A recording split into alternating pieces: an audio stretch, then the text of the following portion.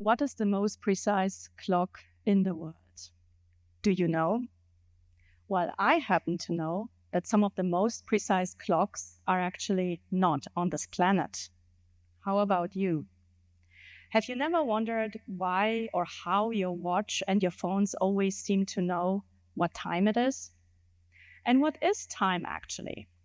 All of these questions were on my mind when I was a young undergraduate student learning about stars that we call pulsars. They are also referred to as stellar clocks in the sky or timekeepers of the universe. Let me tell you a little bit about why we call them like that. So pulsars were discovered in 1967 by astrophysicist and Cambridge University PhD student Jocelyn Bell Burnell. Her PhD project consisted of building a radio telescope. That's right, she built her own radio telescope. And she spent weeks to months out there in the field, wiring it accordingly, making it work. And with that telescope, she observed galaxies that are very far away.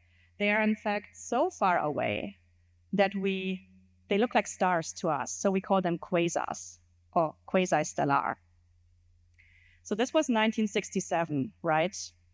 And most astronomical observatories observations were recorded via chart recorders, like for earthquakes.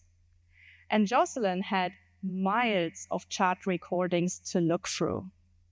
And while she did that, she noticed that there was a signal in the data that did not look familiar at all. She called it a tiny piece of scruff. And she reported it to her PhD advisor, Dr. Anthony Hewish, who said, basically, it's probably something man-made, nothing to worry about. Well, fair enough. As scientists, we are trained to be skeptical, right? But Jocelyn kept looking for this signal, and after a while, she noticed it reappeared again in the data. And the interesting part was that it reappeared, that it basically came from the same location on the sky.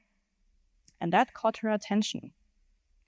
And because persistence pays off, that way she found the very first pulsar. She was a PhD student at that time.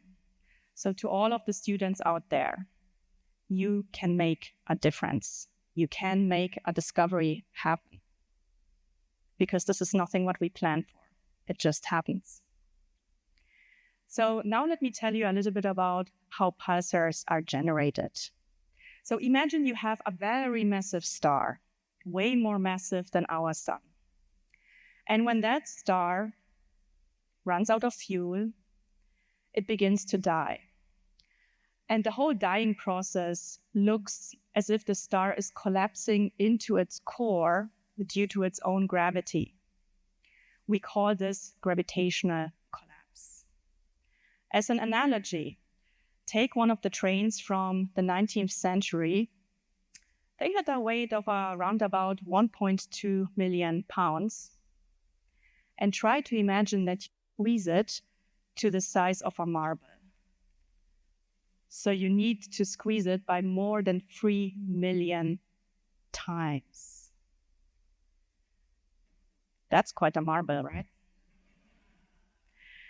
So that marble is a very good analogy of what is happening to the core of the star that is becoming smaller and smaller. So what can come out of such a gravitational collapse is either a neutron star or a black hole. A pulsar is a neutron star. It's one type of a neutron star.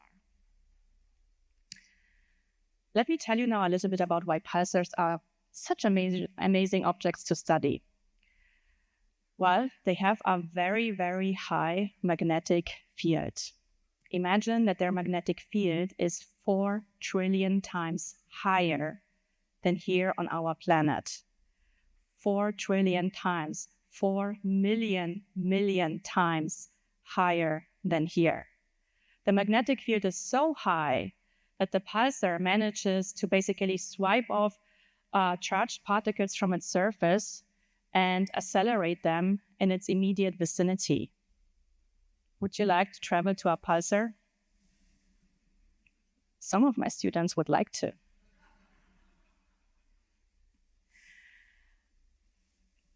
So pulsars are such amazing objects because of these huge magnetic fields, but also because they emit their emission along their magnetic field axis. What does this mean? Imagine a lighthouse. Then you are thinking about a pulsar. And when one of the beams from the lighthouse crosses your line of sight, everything becomes very bright for a moment, right? Well, now imagine you are Jocelyn and you observe these stars with a radio telescope. What you do see in the data is a peak or a pulse, hence the name pulsars. So these pulsars, very high magnetic field, they work like a lighthouse. They have the size of a city. So Manhattan. Imagine you have a star the size of a city, but it's way more massive than the sun. That's amazing. They spin also very, very rapidly. The fastest one, in fact, that we have discovered so far, spins 716 times per second. Try to imagine that, 716 times per second. Can you actually spin a basketball on your finger 716 times per second? If so, I'd like to see it. And I feel for your finger. So they are very compact, they are very dense, they spin very rapidly. And due to all of these characteristics, all of these characteristics make pulsars such amazing objects to study. One might also call them tiny but mighty, right? But what does this have to do with clocks? I'm showing you time here.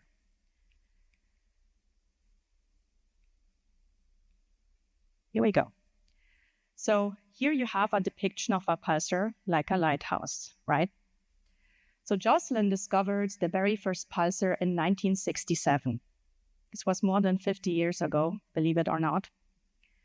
And she did this with a radio telescope, right? And she saw these peaks in the data, right? So with a method called pulsar timing, we are able to determine exactly the time when this peak arrives at our telescope. And we have figured out that from the group of pulsars that we have discovered, some of them emit their emission to us with a precision of better than 100 nanoseconds. Try to imagine that. 100 nanoseconds. A nanosecond is 1 billionth of a second. And that's the reason why we refer to them as stellar clocks in the sky or the timekeepers of the universe, because with that precision, they rival man-made atomic clocks here on Earth. So what do we do with all of these pulsars? Since Jocelyn's initial observation, we have found more than 3,000 pulsars spread through our galaxy. And we do many, many things with them. But today, I only have the time to tell you a bit about two, basically. So let us now talk about spacecraft navigation. Sounds cool, right?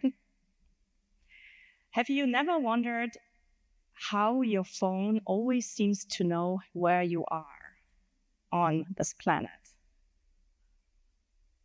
It knows that because it uses the Global Positioning System, or GPS.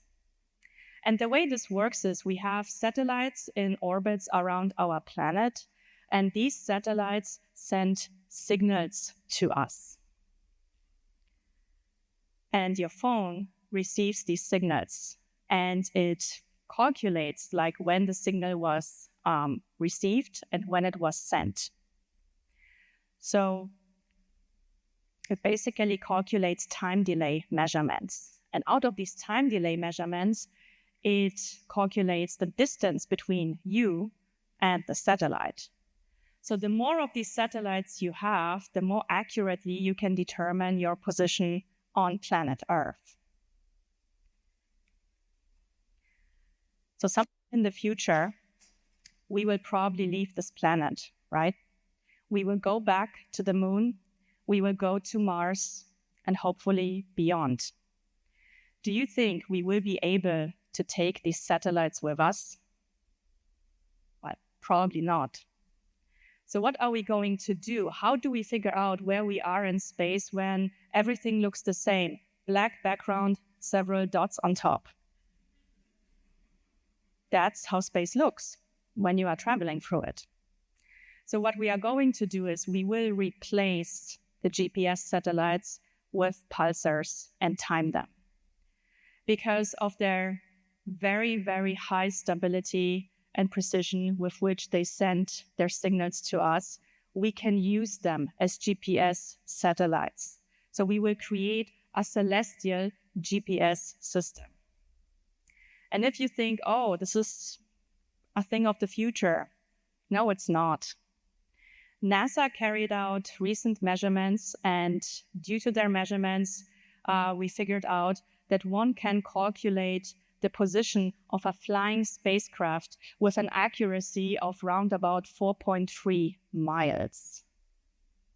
The distance to Mars is 140 million miles. That's quite accurate. But we can only do this because we have these stars that send us their light with such high precision, the timekeepers of the universe. So let me now tell you about one more reason why pulsars are such amazing objects to study. Think back about Jocelyn. Jocelyn observed the first pulsar with a radio telescope. And we have found most of these pulsars emit their emission at radio wavelengths. So we observed them with radio telescopes. What do you associate with radio? Probably listening, right? Now let me take a step back. What happens when you throw a stone into Lake Ontario? Well, it depends upon the size of the stone, right? But what we generally expect are ripples on the surface of the water. That's right. Now imagine that such ripples also travel through the universe.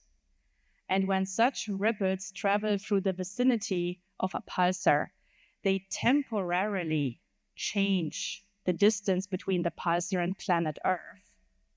And what we see with our telescopes is a difference in the arrival time of the signal, as the ones you see here. Such ripples are called gravitational waves. Maybe you have heard about them. But why is this all interesting? As the director of the Schillerman Planetarium, I get these questions very often. Why is this interesting? Now imagine there is a universe out there that is not visible. One example, black holes, right? Everyone likes them. People like to talk about them. They are fascinating objects. They are also in the centers of galaxies. And when some of these galaxies decide to merge together, the black holes in their centers also merge, making a more massive black hole. But since black holes are black, they do not emit any form of light. So we have no way to see this merging process. However, during this merging process, ripples are created, gravitational waves. And these unique stars, pulsars, which send their light to us with a precision of higher than 100 nanoseconds, are basically our detectors of these ripples traveling through space at the speed of light. So pulsars give us the unique possibility to study the so-called invisible universe, because there is way more than what we see with our telescopes. So next time, when you think about time, I want you to think about coordinating your daily lives, calculating your position on planet Earth. But I also would like to ask you to think about the universe, because there is a universe out there that is invisible. We cannot see it with our telescopes, but we can study it with different methods. And these very unique stars, pulsars, stellar clocks in the sky, the timekeepers of the universe, give us like the unique possibility to do that. Thank you very much for listening.